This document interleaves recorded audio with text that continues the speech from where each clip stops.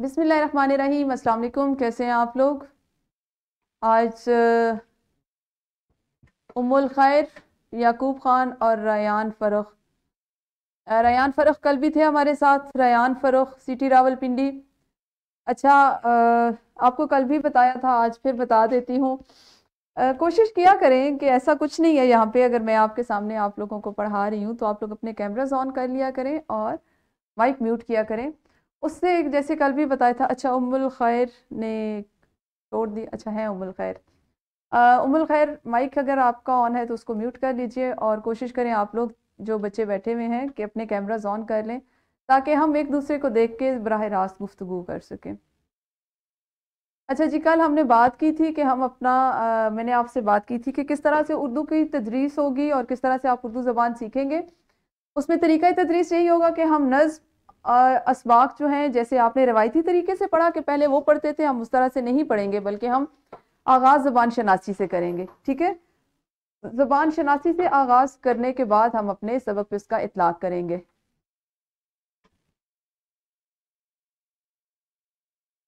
तो आज का जो हमारा मौजू है उर्दू 11वीं जमात में, मौजू है हमारा ज़बान शनासी। ठीक है? और इसका इतलाक़ किया जाएगा आपके सबक पर। आपके सामने एक इबारत मौजूद है।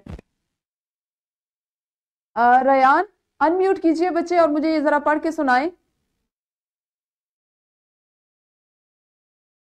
रयान, अगर आपने कैमरा ऑन नहीं करना तो खुद को अनम्यूट कीजिए और इसको पढ़कर सुनाइए। वालेकुम अस्सलाम। जी रयान, आपको स्क्रीन पे दिखाई दे रहा है? जी मैम। जी, इसको पढ़ें बेटा। बैतुल मक़दस किसी खास इमारत का नाम नहीं है, बल्कि शहर का नाम है। लेकिन यहाँ ज्यादा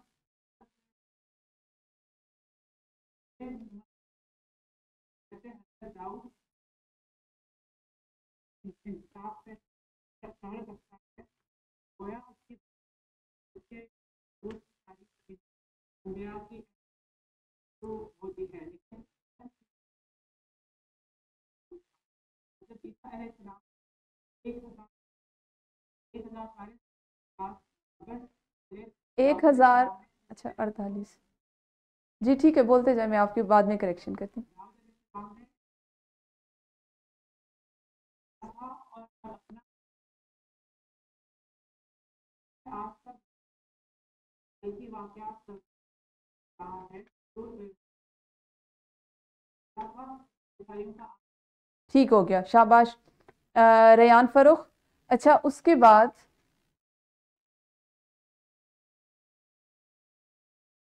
हमना, हमना आप बच्चे ये पढ़ें कि क्या लिखा हुआ है नीचे। हमना बेटे, खुद को अनम्यूट कीजिए और ये जरा मुझे पढ़ के बताइए। Yes ma'am. जी बच्चे कश्तियाँ सब के किनारे पर पहुंच जाती हैं, नाखुदा जिनका नहीं उनका खुदा होता है। ठीक है याकूब, जो हमना ने पढ़ा बच्चे आप भी वही पढ़े। याकूब खान, अनम्यूट कीजिए खुद को और जो हमना ने पढ़ा वही पढ़े।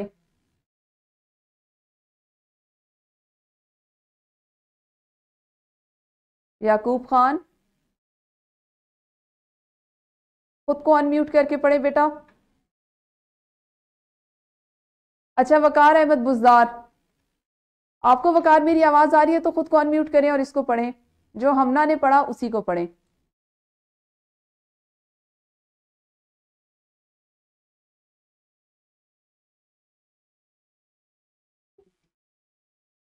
अच्छा, ऐसा है क्लास कि आप सबके माइक्स हमारी साइड से अनम्यूट कर दिए गए। आप लोगों ने खुद को खुद अनम्यूट करना है और जब मैं सवाल पूछूं तो कोशिश करें कि मुझे जवाब दें, वरना ना आपको फायदा होगा। We are mute. वकार, आप कीजिए अनम्यूट बच्चे। वकार, आपको आपको अनम्यूट, सब हमारी साइड से अनम्यूट है आप लोग। आपने खुद खुद को अनम्यूट करना है। जी, जैसे हाँ वकार आ रही थी आपकी आवाज, बोले बच्चे, पढ़े इसको।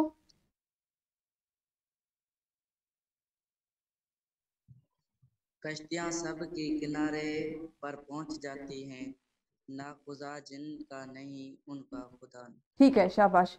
अच्छा, मुझे जल्दी से बताइए कि ये यहाँ पे हमने अभी दो चीजें पढ़ी, इससे आपको कुछ फर्क पता चला इसके पढ़ने से? नहीं मैम, मैंने अभी ज्वाइन किया है। अच्छा, आपने अभी ज्वाइन किया। रयान, आप और हमना, याकूब, आप लोग इब्तदा से मेरे साथ हैं। आप मुझे बता सकते हो कि क्या आपको इनको पढ़ने से, ये जो दोनों चीजें थी, इसको पढ़ने से किसी को कोई फर्क, और जो सुनने वाले जो सामने हैं उनको सुन के कोई फर्क पता चला? हमना बताएं बच्चे, आपको कुछ फर्क अंदाजा हुआ? मैंने अभी ज्वाइन किया है। अच्छा, चले मैं आपको बताती हूँ। बैतुल मुकद्दस किसी खास इमारत का नाम नहीं बल्कि शहर का नाम है, लेकिन यहाँ ज्यादातर कुद्स कहते हैं।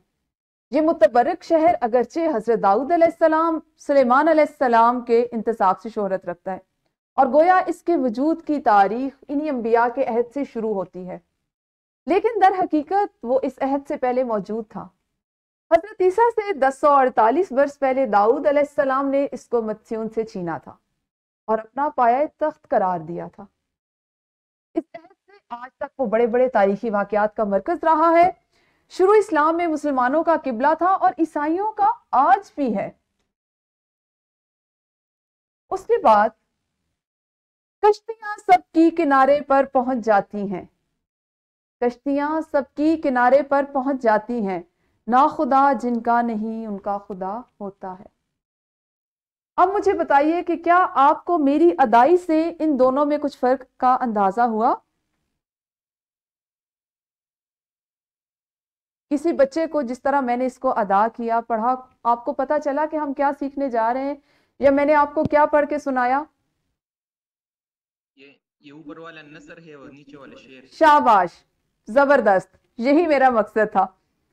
जो पहले इक्तबास है, जो सादा जुमलों में लिखा हुआ है, वो हमारा नसर है, और उसके बाद जो दो जुमले या दो लाइनें लिखी हुई हैं वो हमारा शेर है, और यही हमारा आज का मौजू है। ठीक है जी। हासिल ताल्लुम आज का जो आप सीखेंगे वो है नज्म के अनासिर। अभी जैसा कि एक शेर आपको मैंने पढ़ के सुनाया, आपने स्क्रीन पे देखा, तो इससे ये अंदाजा हो रहा है कि आप नज्म व नसर से वाकिफ हैं, और आप बखूबी वाकिफ होंगे कि उर्दू अदब जो है वो दो हिस्सों पर मुश्तमिल होती है, नज्म और नसर पर। फिर उसकी असनाफ मुख्तलिफ होती जाती हैं, नसर की भी और नज्म की भी। आज हमने नज्म के अनासिर, जिसमें शेर, मिसरा, मिसरा उला और मिसरा सानी, इनके की शनाख्त करना सीखेंगे और इनका शायराना इस्तेमाल समझ सकेंगे। हासिल ताल्लुम को दो हिस्सों में तकसीम कर लेते हैं। पहले हिस्से में हम इसकी शनाख्त करेंगे, पहचान करेंगे, और दूसरे हिस्से में हम इसका शायराना इस्तेमाल समझेंगे। सबसे पहले जरूरी है कि नज्म के जो अनासिर हमें निसाब में दिए गए हैं, मैं यहाँ पे बात फिर वही करूंगी कि हम किताब को नहीं, निसाब से हासिलाते ताल्लुम की तैयारी करें, क्योंकि आपके जो इसके बाद इम्तहानात होंगे वो किताब की बुनियाद पर नहीं होंगे बल्कि हासिलाते ताल्लुम की बुनियाद पर होंगे। तो हासिल ताल्लुम हमारा ये था नज्म के अनासिर। अगर मजमूई तौर पर देखा जाए तो आपने जमात 11वीं और 12वीं में जो अनासिर पढ़ने हैं उसमें शेर, मिसरा, मिसरा उला, मिसरा सानी, काफिया, रदीफ, बंद, मतला, मक्ता और मतला सानी सीखना है। मुमकिन है कि 2006 के निसाब पर मबनी जो किताब आपने मैट्रिक में पढ़ी उसमें से कुछ चीज़ें आपने सीखी हों, कुछ चीज़ें आपके लिए नई हों। तो हम, चूंकि ये निसाब का हिस्सा है और आपका इम्तहान इन्हीं से होगा, तो हम इसको दोबारा से सीखेंगे। और हो सकता है आपने 2006 के निसाब पे जो किताब लिखी गई थी उसमें ना पढ़ा हो, तो हम इसको अभी सीखेंगे। आज का हासिल ताल्लुम जो है उसमें हम सिर्फ इन 4 चीज़ों की शनाख्त और इनके बारे में सीखेंगे। सबसे पहले शेर।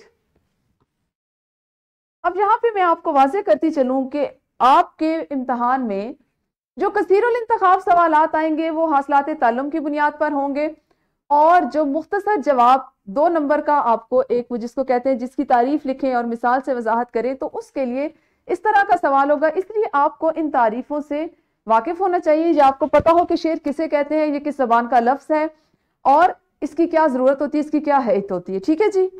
तो शेर अरबी जबान का लफ्ज है जिसके लुग़वी मानी यानी लुगत में इसके जो मानी दर्ज है वो है बिलकस्त मौजू किया हुआ कलाम या सुखन, यानी इरादतन कसदन ऐसे मौजू अल्फाज या मौजू कलाम या मौजू बात जो नसर से मुख्तलिफ करती हो। इस्तिलाह में शेर इस मौजू कलाम को कहा जाता है जो शायर कसदन कहता है, इरादतन कहता है, सोच के कहता है, किसी सांचे में अल्फाज के किसी सांचे में कसदन ढालता है। जो बात शेर में कही जाती है इसका बराह रास्त ताल्लुक कुव्वते इदराक से होता है। आप जिस चीज को महसूस करते हैं, जो सोचते हैं, उससे इसका ताल्लुक होता है। दरअसल शेर को मुनासिब और मौजू अल्फाज से सजाया जाता है ताकि सुनने और पढ़ने वाले के दिलो दिमाग पर अच्छा तासुर पड़े। जैसा कि इब्तिदा में मैंने आपको एक इक्तबास हिस्सा नसर से सुनाया और एक शेर बताया, तो शेर की क्या खूबी होती है, क्या खसूसियत होती है कि मुख्तसर अल्फाज में तरन्नुम के साथ बहुत बड़े मानी जो वसी मानी होते हैं उनको हम बता सकते हैं, बयान कर सकते हैं। और उसी बात को जब हम नसर में बयान करने पे आते हैं तो कई कई इक्तबासात लिखे जाते हैं, पैराग्राफ लिखे जाते हैं। तो ये शेर की खूबी है कि उसमें चूंकि कसदन ऐसे अल्फाज का चुनाव किया जाता है जिसमें तरन्नुम, जो उसमें तरन्नुम लाए और जो उसके मानी में वुसअत लाए और उसको जामे अंदाज में बयान करे, तो इसलिए शेर को अमूमन नसर की निस्बत आसान समझा जाता है कि ये वसी मानी लिए हुए होता है और बात इससे सुनने वाले को जल्दी समझ में आती है। अगर हम मिसाल देखें तो ए खुदा तू ही मालिके दो जहां, तेरी कुदरत के जलवे हैं हर सू आया। अब अगर इसको मैं आपसे कहूं कि आप इसको नसर में लिखें तो आप इस पे 4 से 5 सुतूर तहरीर कर सकते हैं अल्लाह ताला की इस एक सिफत को जाहिर करने के लिए। तो ए खुदा तू ही मालिके दो जहां, तेरी कुदरत के जलवे हैं हर सू आया, ये शेर की एक मिसाल है। तो शेर किस जबान का लफ्ज हुआ? अरबी जबान का, जिसके मानी है कसदन एक सांचे में ढाला हुआ कलाम या बात। अच्छा, यहाँ पे आपको एक अलामत दिखाई दे रही है, इस अलामत को हम अलामत शेर कहते हैं। इस अलामत को अलामत शेर कहा जाता है। अगर आप शेर लिखते हैं नसर के दौरान में तो और ये अलामत नहीं लगाते तो आप गलती करते हैं, आप गलती कर रहे होते हैं। ठीक है जी। उसके बाद हमारे हासिल ताल्लुम में अगला हिस्सा है मिसरा। ए खुदा है तू ही मालिके दो जहां, तेरी कुदरत के जलवे हैं हर सू आया। ये मुकम्मल शेर था। अगर हम इसको ये रहने दें तो ये क्या है? ये एक मिसरा है। एक शेर 2 लाइनों पर, 2 मिसरों पर मुश्तमिल होता है। ठीक है जी।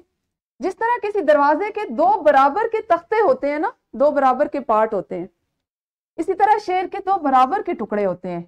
शेर के दोनों मिसरों में अल्फाज एक खास सलीके और तरतीब से जोड़ते हैं और उनमें तगज़्ज़ुल पाया जाता है।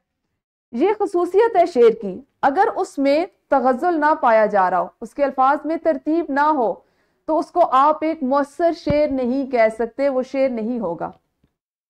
हम बात करें मिसरा की। शेर का एक जुमला मिसरा कहलाता है, खा वो पहली सतर हो, खा वो दूसरी सतर हो।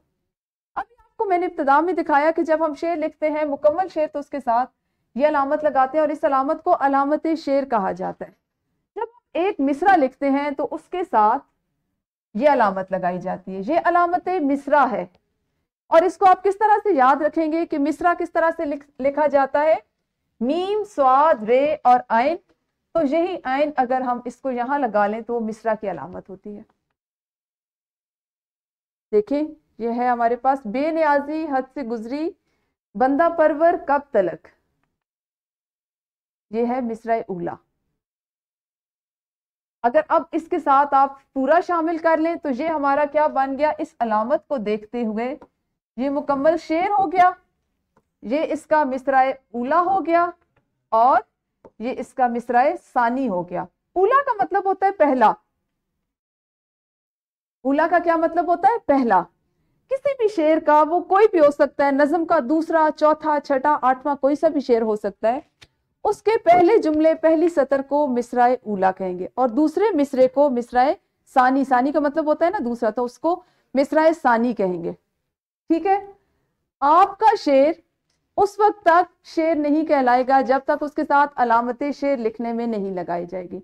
और अगर आप दौरान तहरीर मिसरे को शामिल कर रहे हैं तो जब तक अलामत मिसरा का इस्तेमाल नहीं करेंगे वो आपकी गलती तस्वर की जाएगी।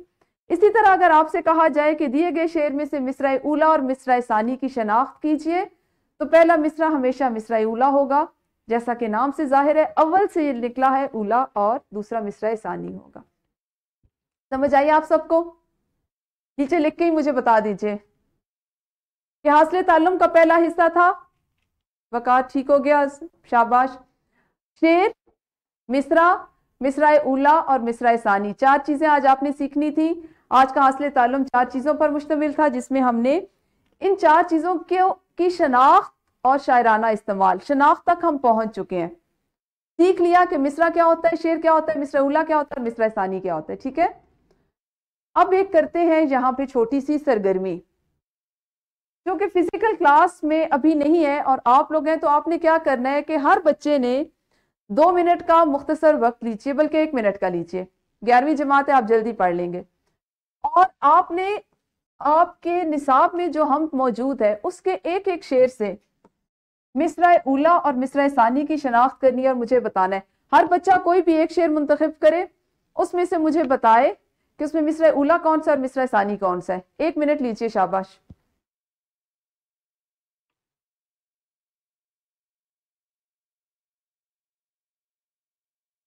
जी, जिस बच्चे ने तलाश कर लिया वो नीचे बताता जाएगा, लिखता जाएगा। ठीक है,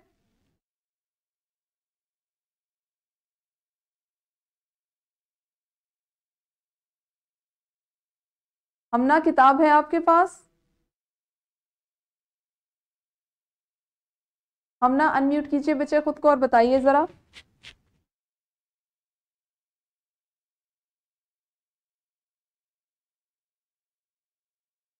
हमना खान, अनम्यूट करें खुद को और मुझे जरा बताएं। मैं फाइंड कर रही हूँ, 1 मिनट। Okay okay okay okay okay, take your time, अपना वक्त लीजिए। वकार, वकार अहमद, आपने तलाश किया, किसी शेर का इंतखाब किया आपने बच्चे?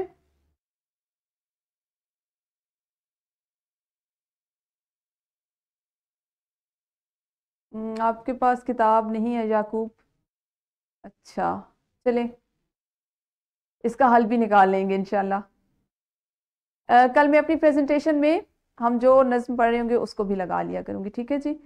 रयान फरोख जी, बच्चे बताएं, अनम्यूट करें और बताइए। मिसरा उला का है, किसका निजाम राह नुमा है, उफक उफक। किसका निजाम राह है, फैला है, उफक उफक। ये मिसरा उला की मिसाल है जी। और दूसरे शेर में मिसरा उला होगा, शान जलाल किसकी आया है, जबल जबल। शाने शान जलाल किसकी आया है, जबल जबल।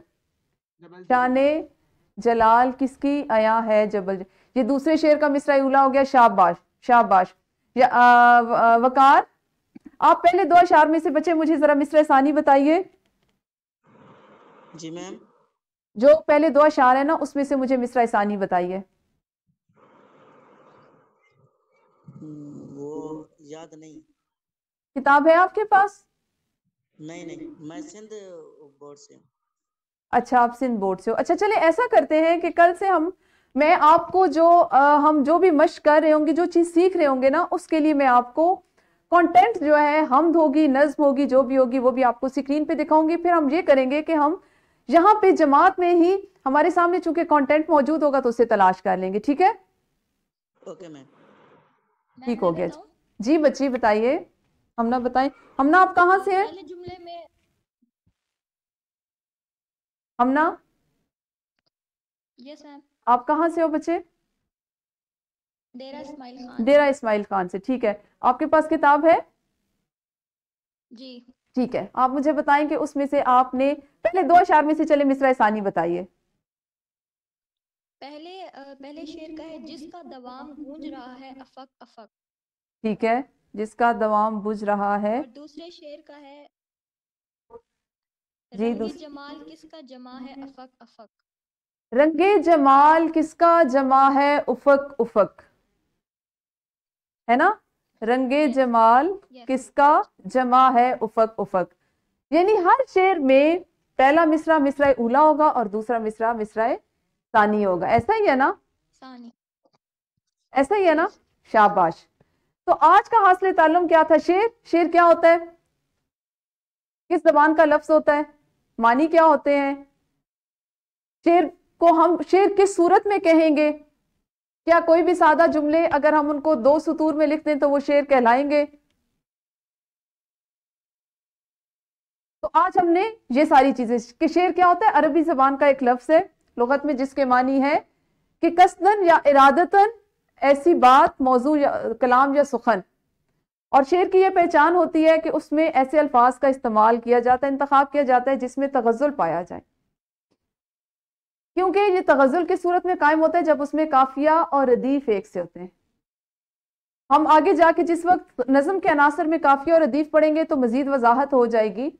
अभी आप इतना याद रखिए कि जब तगज़ुल पाया जाएगा, उसका आंसर पाया जाएगा, तो वो आप उसको शेर कहेंगे।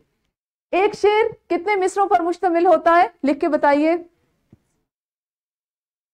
एक शेर में कितने मिसरे होते हैं? 2। शाबाश। मिसरा के लिए कौन सी अलामत इस्तेमाल होती है?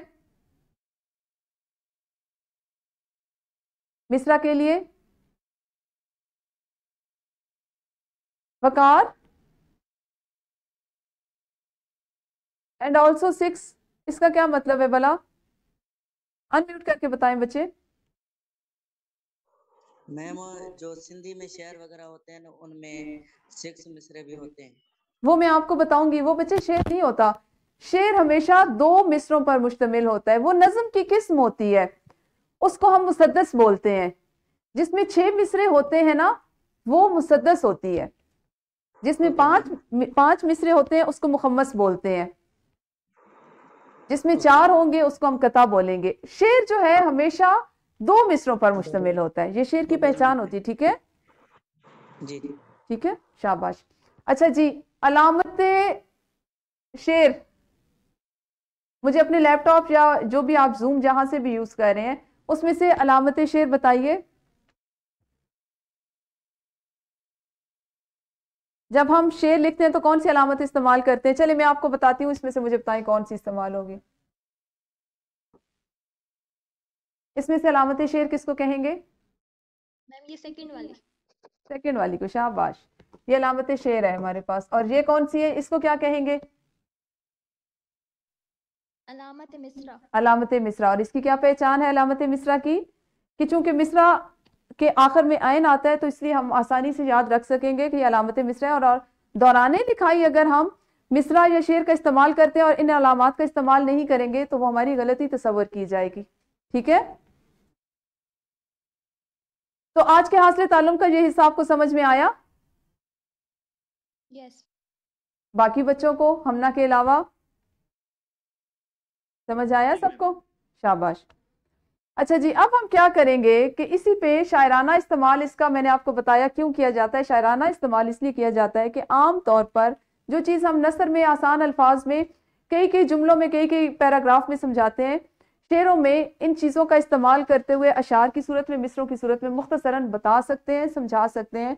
और इससे हम नज़्म और नसर में ये फ़र्क पाया जाता है कि नज़्म की खूबसूरती ये है कि वो मुख्तसर अल्फाज में जामे मानी लिए हुए होती है। ठीक है जी, एक छोटा सा काम, एक सरगर्मी आपके लिए। अशार मिसरा, मिसरा उला और मिसरा सानी की शनाख्त करें। ये जो आपको स्क्रीन पे दिया हुआ है इसमें से आपने मुझे शेर बताना है कौन सा है। मिसरा उला का इस्तेमाल हुआ है तो कहाँ हुआ है, मिसरा सानी कहाँ है, मिसरा है तो कहाँ है? जल्दी से बताएं, जल्दी से, शाबाश, जल्दी से बताइए। रयान फरोख, बहुत आना चाहिए। रयान फरोख बच्चे बताएं इसमें से, इसमें शेर कौन सा है? जी रयान, अनम्यूट करें खुद को। मैम दूसरा वाला वो मेरे बंदों से काम कब, मीर बंदों से काम कब निकला, मांगना है जो कुछ खुदा से मांग। शाबाश। इसको हम शेर कहेंगे। और क्यों भला शेर कहेंगे? मैम इसमें अलामत शेर भी इस्तेमाल हो रही है और इसके दो मिसरे हैं। शाबाश, बिल्कुल सही, बिल्कुल सही कहा। अच्छा, और मुझे बताया क्या हमने यहाँ पे मिसरा को इस्तेमाल किया है कहीं पे? याकूब, जी मैम। मिसरा इस्तेमाल ये हुआ है नीचे कि? वाला मिस्र है। ये मिसरा है, जी जी जी। शाबाश, ये मिसरा है। और आपने कैसे इसकी पहचान की कि ये मिसरा है? क्योंकि इसके सामने अलामत मिस्र। शाबाश, इसके साथ हमने अलामत मिसरा का इस्तेमाल किया था। अच्छा, अब यहाँ पे ये एक शेर मौजूद है, शेर तो ये है, क्योंकि मैंने इसके साथ कस्तन अलामत नहीं लगाई थी, तो अब इसके साथ शेर में से आपने मुझे मिसरा उला और मिसरा सानी बताना है। वकार, जिसके साथ मैंने अब अलामत शेर का इस्तेमाल किया है, इस शेर में से मुझे अलामत मिसरा सानी बताइए। वकार, अनम्यूट कीजिए खुद को। जी जी मैम। हाँ जी, बताएं। शाबाश। जी मैम। इस शेर में से मिसरा सानी कौन सा है? मिसरा सानी पहला पहला। बोल के बताओ, बोल के बताएं जल्दी से। कश्तियाँ सबके किनारे पर पहुंच जाती। सानी का क्या मतलब होता है? सानी का जी क्या मैम। मतलब, सानी का क्या मतलब होता है? अ, अवल का क्या मतलब होता है? अवल मीन्स फर्स्ट। पहला, अवल पहला और सानी दूसरा। मिसरा सानी ये मिसरा था, ना खुदा जिनका नहीं उनका खुदा होता है। ठीक है, हर शेर का जो दूसरा मिसरा होता है ना, सानी का मतलब याद रखिए दूसरा होता है। ओके। ठीक है, और उला अवल से निकला है, इसका मतलब होगा पहला। ये मिसरा सानी है जी और मैम। ये मिसरा उला है। ठीक है, उला। ठीक है, मिसरा उला और मिसरा सानी। ओके, अच्छा जी, अब आपने क्या करना है कि चाहिए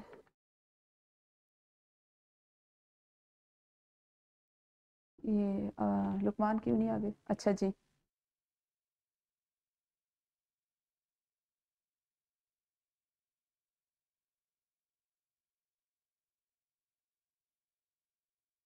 जोड़ियों की सूरत में हम के एक एक शेर से मिसरा उला और मिसरा सानी की शनाख्त करनी है। जोड़ियों की सूरत में तो आप लोग हैं नहीं चूंकि, तो अब आप क्या करेंगे कि आप अभी जो काम करेंगे, किसी भी किताब से जो भी आपके पास मौजूद है, पिछली जमात की है, कोई सी भी है, या इंटरनेट से कोई ऐसी हम मुंतखब करें जो आपको बहुत पसंद हो।